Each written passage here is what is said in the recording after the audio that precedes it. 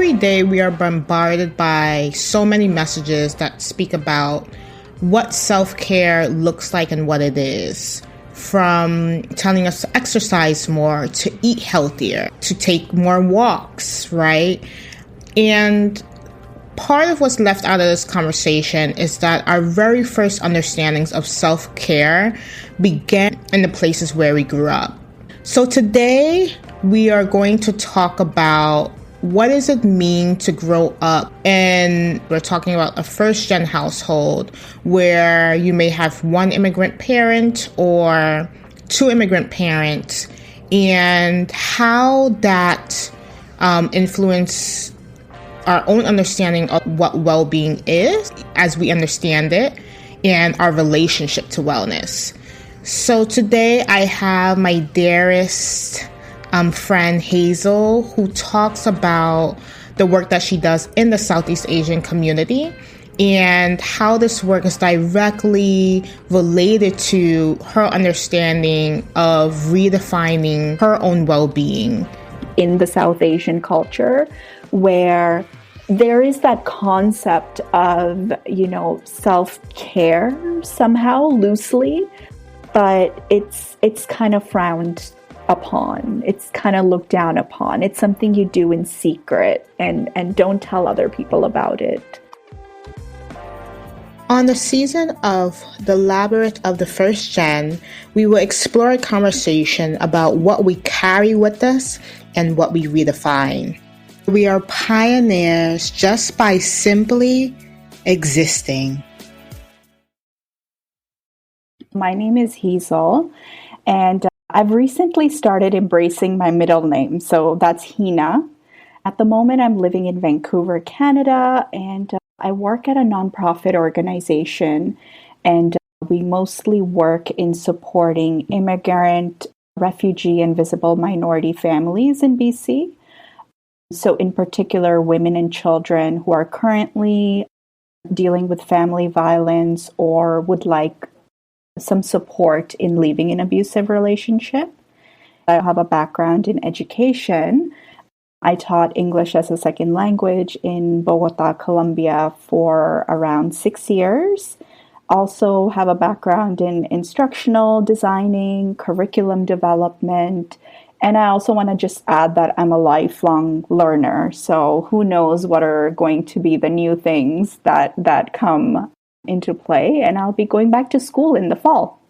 How do you define your race and or ethnicity and the places that you are from? If I have to talk about my race or ethnicity, I was born and brought up in India, so I do consider myself as South Asian. And then the cultural component, I would say it's a combination of three places. So I was born and raised my earlier years in India, but then we did move to Canada, and that played a huge part in my understanding of culture. In the United States, children of immigrants represent 1 in 4 in the country.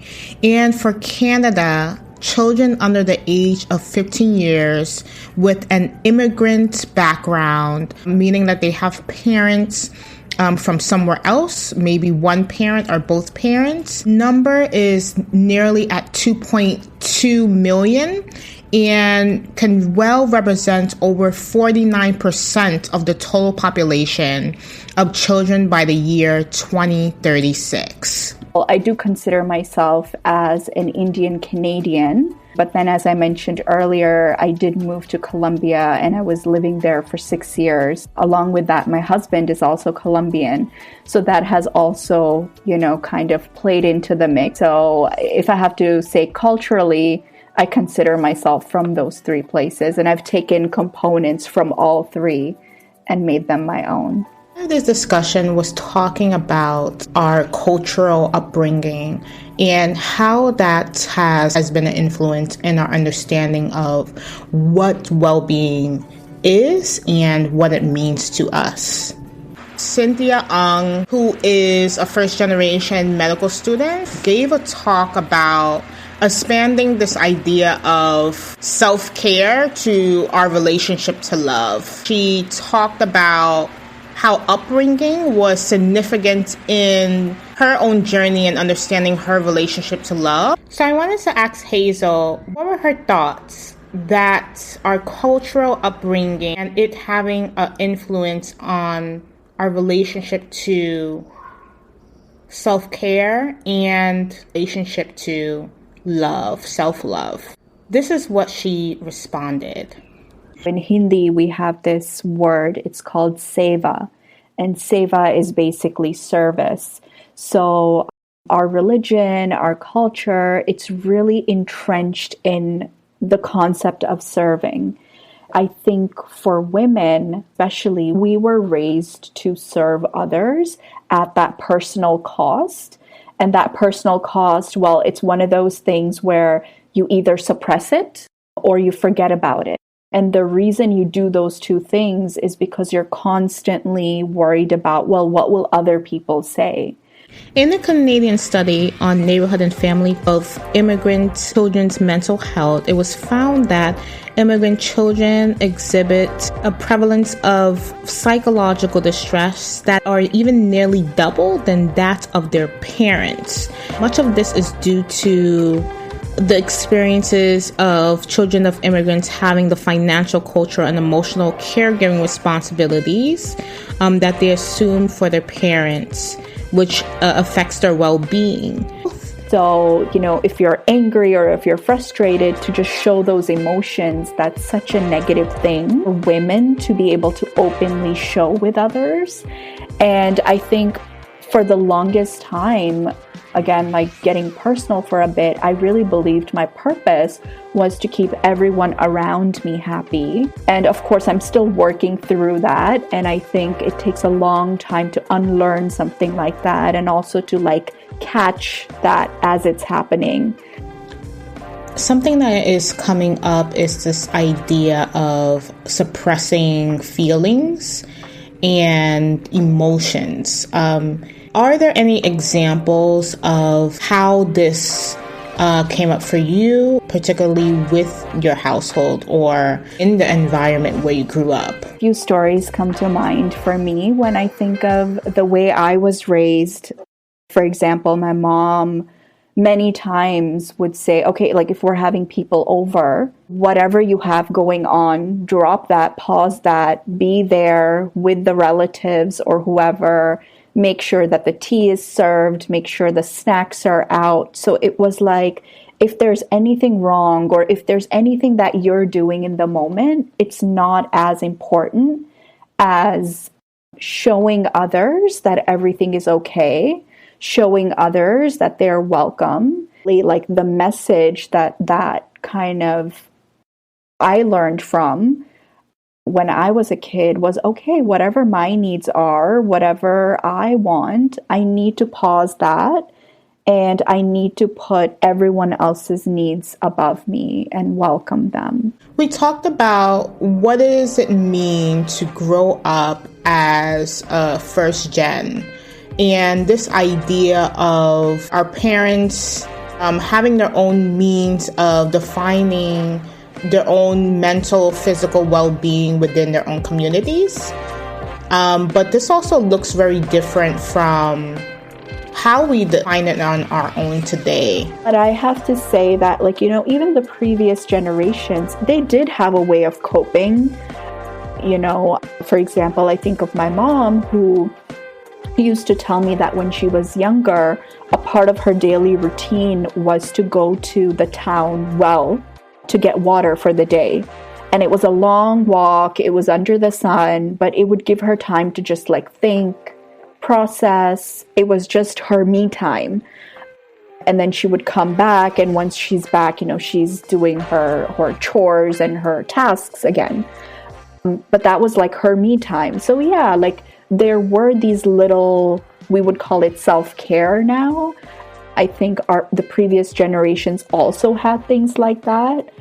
I know that something that comes up for me is this individualistic Western cultures, and that's very different from our parents, right? Where they were surrounded by community and they depended on the community in terms of their well-being from like providing for them to their relationships, right?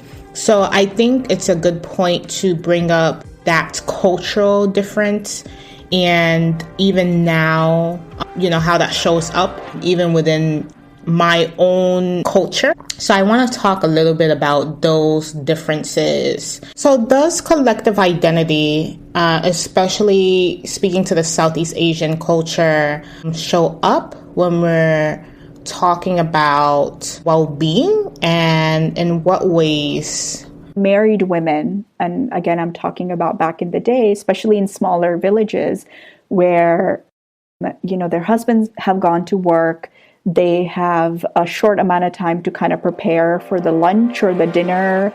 And so then you would have like these moments where these women in the village, they would just kind of come together and, maybe they will be cutting vegetables together and talking to each other.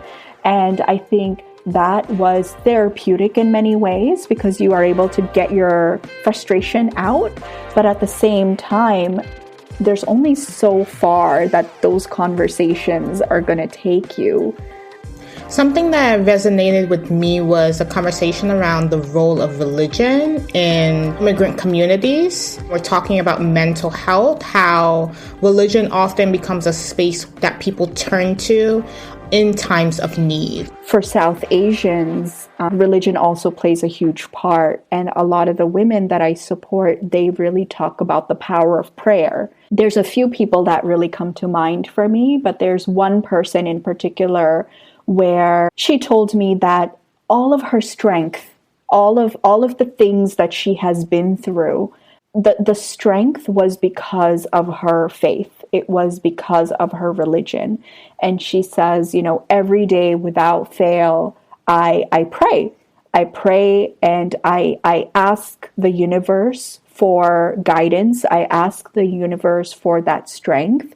And she says, all of the people that, come into my life and that have helped me, I've asked for them. When I met her, she was just such a strong, badass woman. I'm sorry, I don't know if I can say badass, but yeah. And she was saying that all of her strength she gets from religion. And I think that's beautiful. I think it's really whatever works for us. I personally am not a very religious person, but I can respect that. I can see how having that faith is something that is consistent. It is something that grounds a person, and it really helps with the emotional regulation. There's so many benefits to having that faith or to having that one thing in your life that you believe in. Thinking about the communal context and how people just depend on each other, can we think about in what ways this to show up in your community as something that is positive? I think something positive that comes out of it is just providing space for other people and just kind of making sure that they're welcomed, being there for someone, caring for them. I think those are all positive qualities. Lending out that, helping hand if someone else is in trouble. So I think that was kind of the intention behind all of that. So I think, yes, there are healing properties in having those conversations with your community and in, just getting your day-to-day frustrations out. There's so much beauty in relying in our communities for our physical, emotional well-being. But as Hyzel mentioned, there are also implications and some things that also come up for us when we are trying to define our own path, different from our cultural understandings of what we learned in our upbringing. So it was only a few years ago that I decided, this is not working. Every time I reached out to my parents or my family, you're still told that same narrative and that same script. So deep down, you feel like, no, there has to be something more out there. So I think It was in that moment where I was like, okay, I need a therapist, I need a professional, I need an outsider to kind of come in and give me some insight to what's going on. Because if I look around me or if I ask my own community for help, well, they're just telling me, well, no, you're wrong. This is how it's always been. And I'm fine. So you also need to be fine. So yeah, I think at least for my upbringing, and I see a lot of that in my culture, in the South Asian culture, where there is that concept of, self-care somehow loosely, but it's kind of frowned upon. It's kind of looked down upon. It's something you do in secret and don't tell other people about it. What is something negative that comes out of our parents depending solely on their communities for their emotional as well as physical well-being? Something negative that comes out of it, of course, is many times that gets misinterpreted and we think, okay, my needs are not important or I am not as important. So awareness is one bit, but just to catch yourself when you're doing that, it's so ingrained that it's definitely going to take a while. But I think I reached a moment in my own personal journey where I was like, wait, hold up, this is not working. If I continue to suppress my feelings, if I continue to this happened and I was not happy with that, I was not okay with that, but I have to keep it in.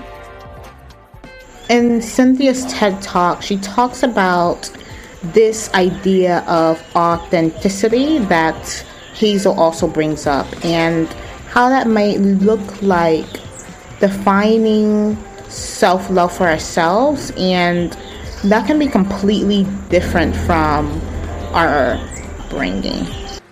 We're going to take a quick pause, and when we come back, we're going to talk more about Hyzel's work and her journey to redefining what her own mental health and well-being means to her. Labyrinth of the First Gen is a podcast about the first gen experience.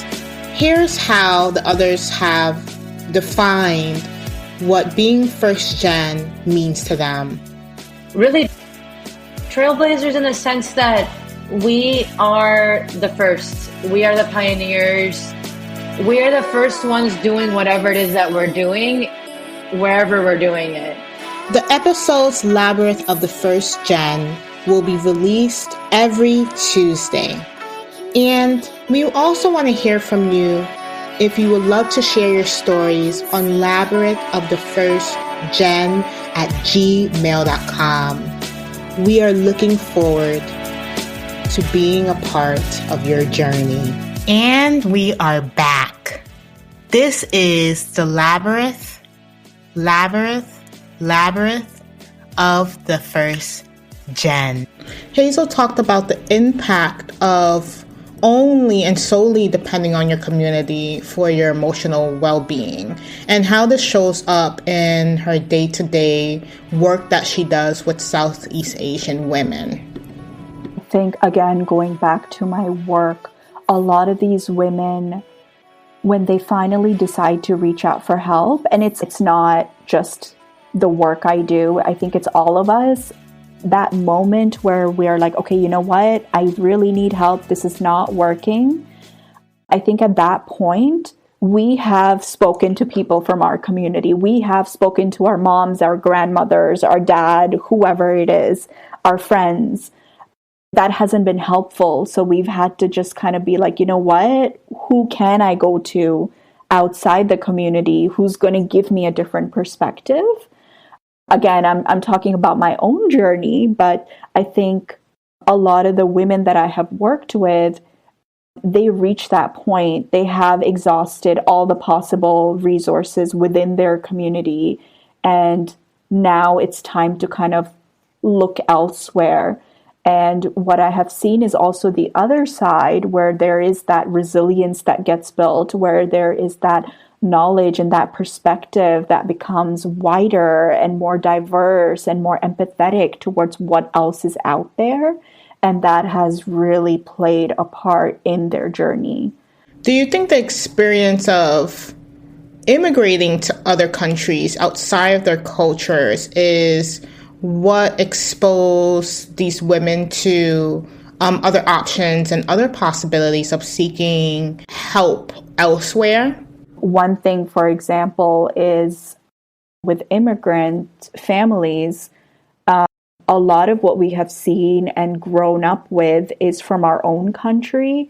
And then when we move to a country like the United States or Canada, where there's so much diversity, we really struggle with like, well, what's right and what's wrong here? And I think that it's in that moment where we really need that outlook, where we really need that, like, oh, you know what? There's something beyond the way I was raised or beyond what my reality was. And I think that's also like a big part in like the cultural shock that we go through when we move to a new country. So if only in that moment we have that support or that outlook or that perspective of there's more things out there and I just need to be curious and learn, that would be a game changer for anyone. A huge part of this conversation was talking about not only cultural nuances to understandings of well-being, but also generational differences and how that shows up. I think we're really the first generation where we're just like, you know what, our mental well-being comes first before anything else.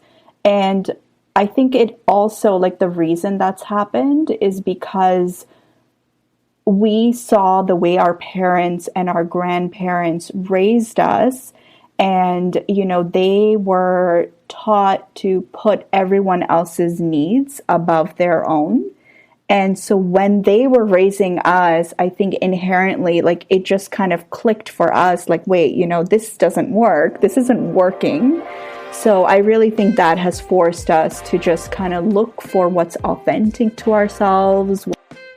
In her work of social service, she talks about the importance of seeking external person, someone that is outside of our communities, and how this can be particularly helpful when we are looking for resources.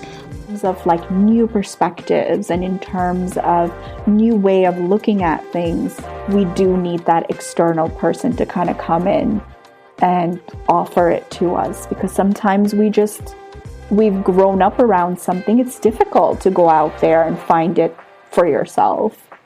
It is understandable that something new can be frightening and also scary. And we can't also not acknowledge the experiences that parents as well as children of immigrants have every day around racism, classism, all of those things when they enter medical offices or medical facilities, and how that impacts their understanding and their relationship to seeking services.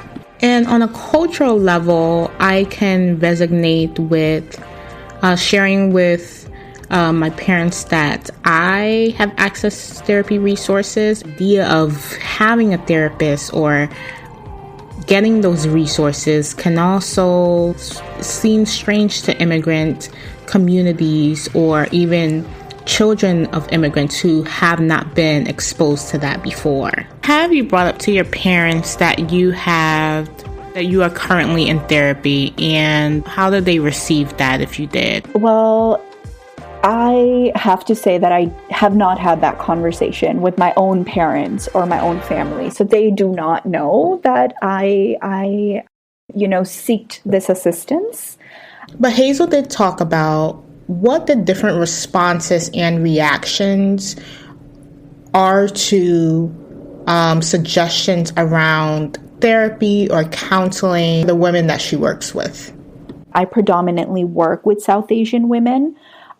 So I have noticed that with the older generation, self-care is, it's like, if you even suggest therapy or counseling for, such challenging things that these women have been through, they perceive it as there's a lot of misinformation around counseling and therapy. According to a study on immigrant-based disparities in mental health care utilization, many immigrant communities lack information about their options for formal and affordable mental health care, and often this also affects children of immigrants that may hold the same or similar misconceptions about receiving mental health care services, or face stigma for needing support, and also struggling to comprehend fully the availability and or the access to resources. So they kind of receive it as, well, there's nothing wrong with my brain. Like, what are you trying to say? So it's seen as this big negative, like, a mental illness type of a concept. So there's a lot of misinformation around therapy. There's a lot of misunderstanding, and it's kind of also almost seen as an insult to even suggest therapy or counseling. I think a lot of the fear is also that, oh, this doctor, like, what is this doctor going to do? Or like, they're going to, again, like, this is like back in the day, I remember there was this thing of like, oh, if I go to therapy, it's some sort of like, they do stuff, they make you doubt things, they make you, and that's not the case, right? So I really do think, the more conversations we have around it, the more we share our experiences with therapy, it will build more knowledge around what it is as a concept and how it could help us. For people that have never had therapy before or have heard of a counselor, it can be really intimidating and people can be really fearful.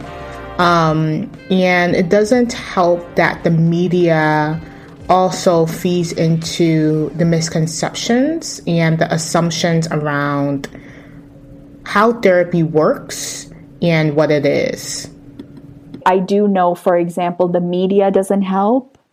So a lot of, again, I'm going back to like, certain discussions that I've had with some women recently where, for example, they're just like, okay, so I've seen in a movie that you go to a therapist and then after 1 or 2 sessions, everything is fine. Everything is good. You feel happy again. So there is also that thing of, okay, I've seen this in the movies. Now I'm going to a therapy session, but I'm not feeling happy after the first 2 sessions. What's wrong? So there is this thing of like, wait, I have to do my own work. I have to do my own digging. I have to sit in it. With the younger generations, I have noticed that there is, and these are, for example, women that have just moved from India. So, like they've been in Canada, but for a very short amount of time.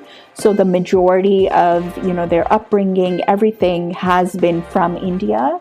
They're a little bit open to it, but they're also a little bit curious. Like, okay, so what is it? What should I expect when I go to see a therapist? How is it going to help me? What do they do? So there is that fear, but there is a little bit of that curiosity because I think with our generation, there's a little bit more exposure to counseling, to mental health. And so how do we bridge this gap? How do we navigate cultural nuances and general differences? I think a lot of the work that needs to be done is just to have those conversations about what it is and what therapy is, what does it look like, and what are the benefits of it. And yes, the benefits of it, they're not going to happen overnight. It's going to take time. But if you sit with it, maybe what could happen is you somehow, like it's not going to disappear. Healing is not that my trauma has disappeared, but it is that somehow I have adapted and I have learned to live with it and I've made my peace with it.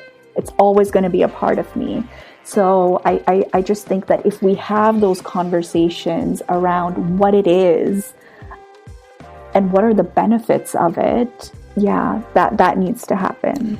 To wrap up, I wanted to ask, what is one thing from your upbringing or your childhood that you still do carry with you around this topic of wellness, well-being, physical as well as emotional health? So one thing that I've recently, and by recent I mean in the past 2 years, have taken on is meditation. And then again, like that's something that my dad, when I was younger, when I was a kid, he would be like, meditate. But I think I took it on and made it my own. So that's definitely one thing that's really helped me. And, even in terms of religion, meditation is a big part of our spiritual and religious upbringing. At least in my household, it's always been. So I've definitely continued with that.